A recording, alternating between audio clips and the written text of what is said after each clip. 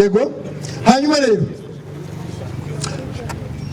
mu izina ry'umuyobozi mukuru w'umuryango wa Scout mu Rwanda nyinguye ku mugaragaro ingando y'igihugu ya 12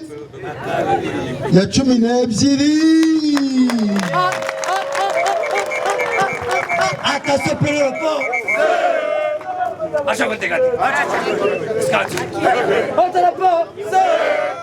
yatumiye kati wa bose yadutume yewe yatumiye abasuti bose yaradutumiye yatumiye gisagara se yaradutumiye yewe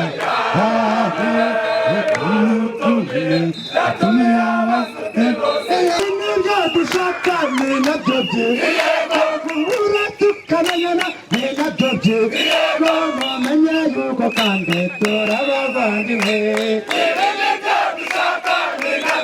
yego turashaka kubera mu mahoro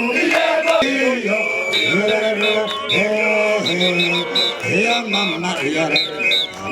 tunariyango tunazipe